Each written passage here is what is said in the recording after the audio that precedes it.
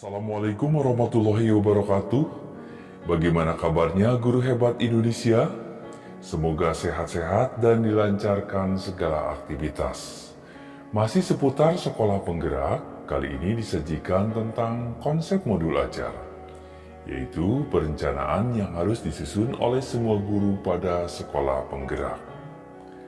Apa yang dimaksud dengan modul ajar? Modul ajar adalah sejumlah alat atau sarana media, metode, petunjuk, dan pedoman yang dirancang secara sistematis dan menarik. Modul ajar merupakan implementasi dari alur tujuan pembelajaran yang dikembangkan dari capaian pembelajaran dengan profil pelajar Pancasila sebagai sasaran. Modul ajar disusun sesuai dengan fase atau tahap perkembangan peserta didik, mempertimbangkan apa yang akan dipelajari dengan tujuan pembelajaran, dan berbasis perkembangan jangka panjang. Oleh karena itu, guru perlu memahami konsep modul ajar agar proses pembelajaran lebih menarik dan bermakna. Modul ajar mempunyai komponen.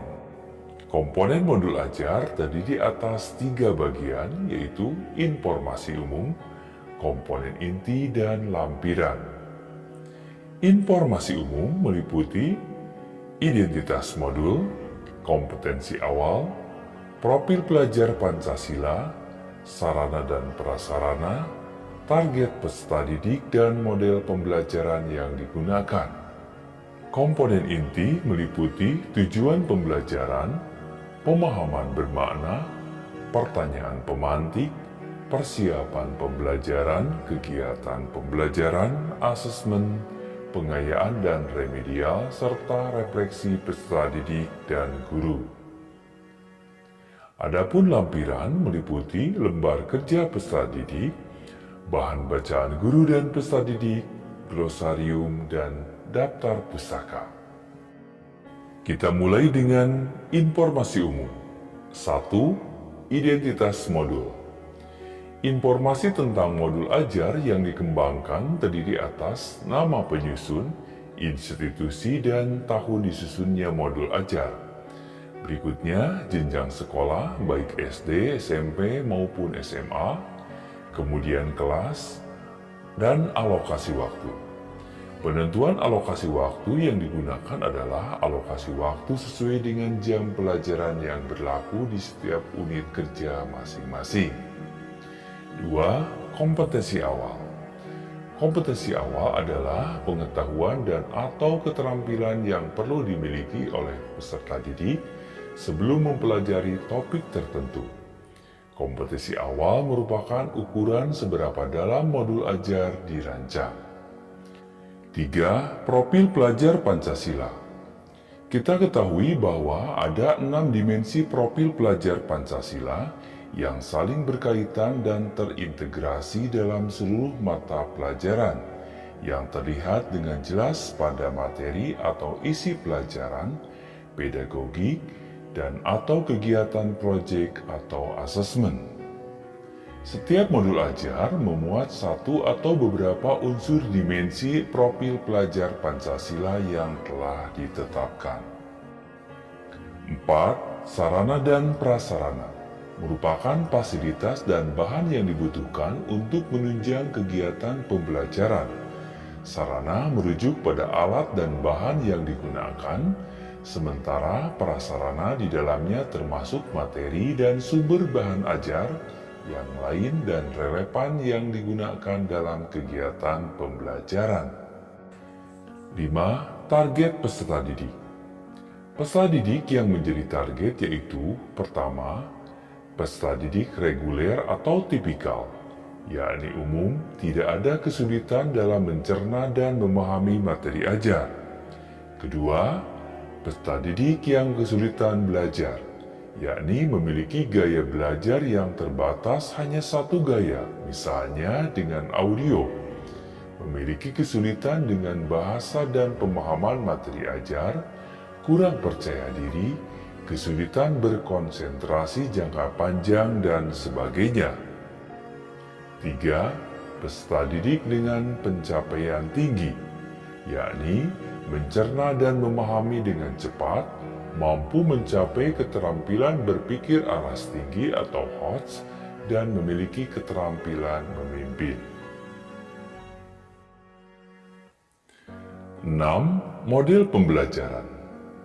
Yang dimaksud dengan model pembelajaran pada modul ajar adalah model pembelajaran yang berupa tatap muka, pembelajaran jarak jauh dalam jaringan atau PJJ daring, pembelajaran jarak jauh luar jaringan atau PJJ luring, dan blended learning atau gabungan antara PJJ daring dan PJJ luring. Berikutnya, komponen inti. 1. Tujuan pembelajaran. Tujuan pembelajaran menentukan kegiatan belajar, sumber daya yang digunakan, kesesuaian dengan keragaman peserta didik, dan metode asesmen yang digunakan. Tujuan pembelajaran bisa dari berbagai bentuk.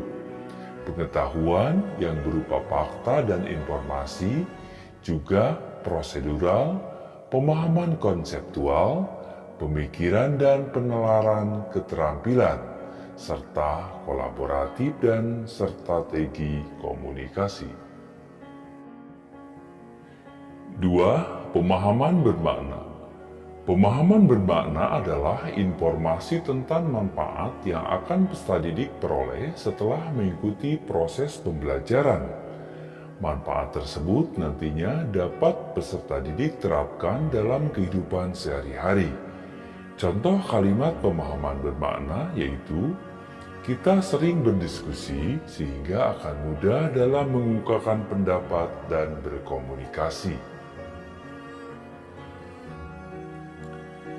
3. Pertanyaan pemantik. Pertanyaan pemantik dibuat oleh guru untuk menumbuhkan rasa ingin tahu dan kemampuan berpikir kritis dalam diri peserta didik. Pertanyaan pemantik membantu peserta didik untuk memperoleh pemahaman bermakna sesuai dengan tujuan pembelajaran. Contohnya pada pembelajaran puisi, guru dapat mendorong pertanyaan pemantik sebagai berikut. Apa yang membuat sebuah puisi menarik untuk dipahami? Jika kamu diminta untuk membuat akhir puisi yang berbeda, apa yang akan kamu tuliskan?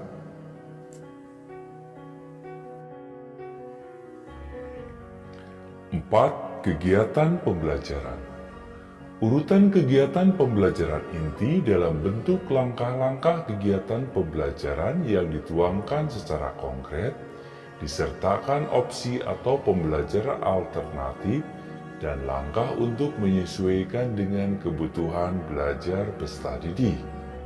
Langkah kegiatan pembelajaran ditulis secara berurutan sesuai dengan durasi waktu yang direncanakan, meliputi pendahuluan, kegiatan inti, dan kegiatan penutup berbasis metode pembelajaran aktif. 5. Asesmen. Asesmen digunakan untuk mengukur capaian pembelajaran di akhir kegiatan. Kriteria pencapaian harus ditentukan dengan jelas sesuai dengan tujuan pembelajaran yang ditetapkan. Asesmen dapat dibedakan menjadi 3 jenis, yaitu asesmen sebelum pembelajaran atau diagnostik, asesmen selama proses pembelajaran atau formatif, dan asesmen pada akhir proses pembelajaran atau sumatif. Adapun bentuk asesmen yang bisa dilakukan yaitu sikap, performa, dan tertulis. Sikap atau profil pelajar Pancasila dapat berupa observasi, penilaian diri, penilaian teman sebaya, dan anekdotal.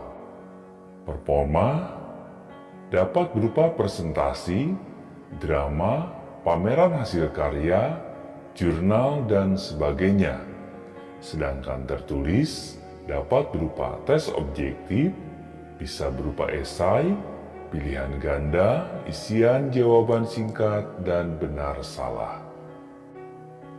Bagian terakhir dari komponen inti yaitu nomor 6, pengayaan dan remedial. Pengayaan adalah kegiatan pembelajaran yang diberikan pada peserta didik dengan capaian tinggi agar mereka dapat mengembangkan potensinya secara optimal. Remedial diberikan kepada peserta didik yang membutuhkan bimbingan untuk memahami materi atau pembelajaran mengulang. Berikutnya, komponen dari modul ajar yaitu lampiran. 1. Lembar kerja peserta didik. Lembar kerja peserta didik ditujukan untuk peserta didik dan dapat diperbanyak sesuai kebutuhan untuk diberikan kepada peserta didik termasuk peserta didik non-reguler. 2. Bahan bacaan guru dan peserta didik.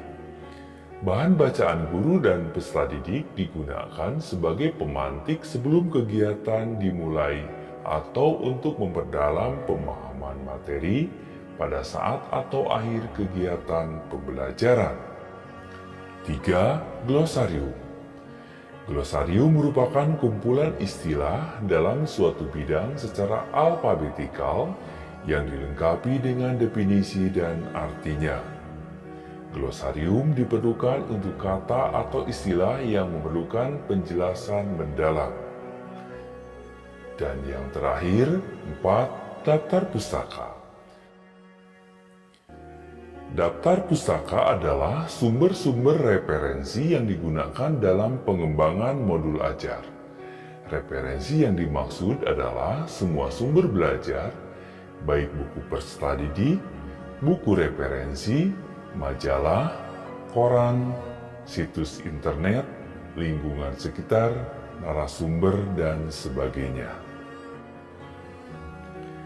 Demikian penjelasan tentang konsep modul ajar pada sekolah penggerak. Semoga bermanfaat. Sampai bertemu lagi pada video berikutnya.